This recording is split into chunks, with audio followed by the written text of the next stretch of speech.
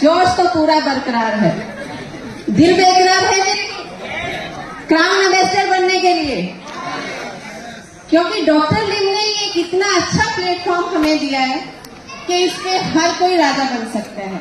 Yes और yes, क्योंकि मैं नो के ऑप्शन नहीं दूंगी, नो की तो ऑप्शन है ही नहीं ना, हर कोई बन सकता है कि नहीं बन सकता। तो सब लोग राजा बनने के लिए तैयार हैं।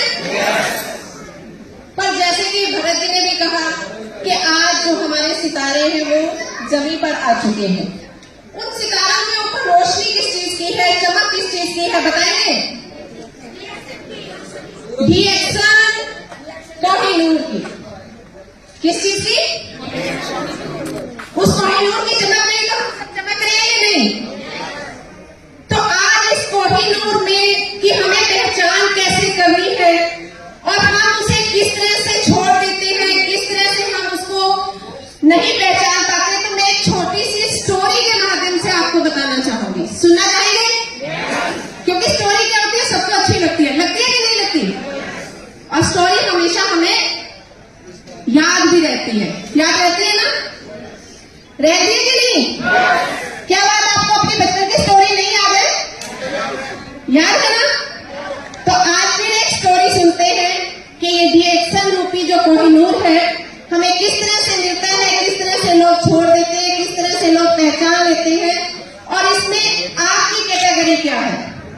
क्योंकि हमारा कंपटीशन किससे? किसी और से या बाजू वाले से? कंपटीशन अपने आप से। तो हमें मोटिवेशन के साथ साथ ये पहचानना बहुत जरूरी है कि हम क्या है, हमारी कैटेगरी क्या है, हमारी सोच समझ क्या है। तो स्टोरी शुरू करते हैं कि एक मजदूर होता है, वो मिट्टी की खुदाई करता है, और जब मिट्टी की खुदाई करता है तो उसमें से उसे एक कोहिनूर हीरा मिलता है। क्या मिलता है? कोहिनूर हीरा। तो वो क्या करता है, उसे पहचान नहीं होती, उसके लिए एक वो चमकीला पत्थर होता है, और उस कोहिनूर हीरे को वो अपने गधे के गले में बांध देता है। किसके गले में? गधे के गले में। और उस पर मिट्टी लादकर वो जहां भी उसे मिट्टी पहुंचानी होती है कारीगर के पास, वहां लेकर जाता है। जब वो कोहिनूर है तो देखो अपनी चमक तो दिखाएगा ना, और वो बहुत चमकता है, तो उसे रास्ते में एक सेठ जी मिलते हैं। वो सेठ कहते हैं बहुत चमकदार हीरा है, तो वो उस मजदूर से मांगते हैं कि ये कोहिनूर, ये जो चमकदार पत्थर है मुझे दे दे। उसने कहा ठीक है, मेरे तो किसी काम का नहीं है, पर तुम इसके बदले में मुझे क्या दोगे? उसने कहा तुम जो मांगोगे तो मुझे 1 किलो गुड़ दे देना, इसके बदले में मैं तुम्हें ये पत्थर दे देता हूँ। सेठ जी ने भी वो पत्थर लिया, 1 किलो गुड़ दिया, और अपनी तराजू की रस्सी होती है ना, वहां उसे टांग लिया। अब जो कोई भी आए उस पत्थर को देखे और तारीफ करे। तो उस शहर में एक जौहरी आया, क्योंकि हीरे की परख किसे होती है? जौहरी। जो हमारे अपलाइने हैं वो जौहरी ही है। तो उस हीरे को उसने देखा, उसने कहा कि उसे पता था ये कोहिनूर हीरा है।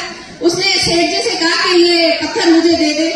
तो सेठ जी ने कहा हाँ मैं दे दूंगा, पर 100 रुपया लूंगा।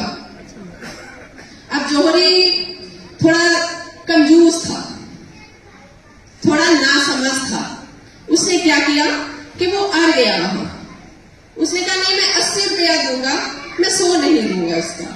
तो सेठ जी ने कहा नहीं मैंने इसका 50 रुपए का गुड़ दिया है, कम से कम डबल प्रॉफिट तो हो, मैं 100 रुपए में ही दूंगा, 1 आना ऊपर और 1 आना नीचे।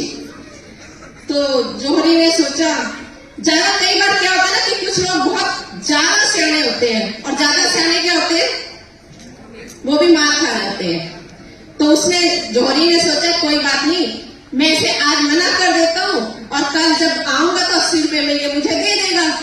पर टाइम बदलते देर नहीं लगती, वो छोड़ के चला गया। तभी टाइम बदला, शाम को एक और जौहरी उस सेठ जी की दुकान पर आया बाय चांस। उसने भी वो चमकदार पत्थर देखा और उससे मांगा। तो जो उसने सेठ ने फिर कहा कि मैं तो 100 रुपए में दूंगा, और आज एक 80 रुपए वाला भी आया था, पर मैंने उसे नहीं दिया। तो उस जौहरी को कहते हैं ना कि अकल सबके पास नहीं होती, उस जौहरी ने फटाफट से 100 रुपए का नोट निकाला और वो हीरा उससे ले लिया। अब अब अगले दिन और वो फटाफट से वहां निकल भी गया, क्योंकि जब किसी को कोई नायाब चीज मिल जाती है तो वो उसको लेकर वहां से निकल जाता है। तो अगले दिन वो जो ज्यादा कंजूस जोहरी था वो आया वापस। उसने कहा सेठ को कि वो दे दे मुझे हीरा या कोहिनूर या वो चमकदार पत्थर। उसने कहा नहीं, वो तो कोई आया और 100 रुपए में देके निकल गया। अब कहते हैं ना, खिसियानी बिल्ली खंबा नोचे। अब सेठ मजबूरी में यूं तो कह ना सके कि तूने गलत कर दिया। कहता तुझे पता है तू बेवकूफ है, तूने वो इतना अनमोल हीरा उसे सिर्फ 100 रुपए में दे दिया। वो सेठ कहता मैं तो चलो बेवकूफ हुई, मुझे नहीं पता था, पर तू तो अकलमंद था, तू तो 20 रुपए पीछे छोड़ गया उसे। तू तो 20 रुपए पीछे छोड़ गया। इसी तरह से डीएक्शन का जो कोहिनूर है बहुत से लोगों को मिलता है। कोई मजदूर की कैटेगरी में होता है, उसे नहीं पता होता, वो छोड़ देता है। कोई सेठ की कैटेगरी में होता है, थोड़ा बहुत समझता है, फिर भी उसे छोड़ देता है।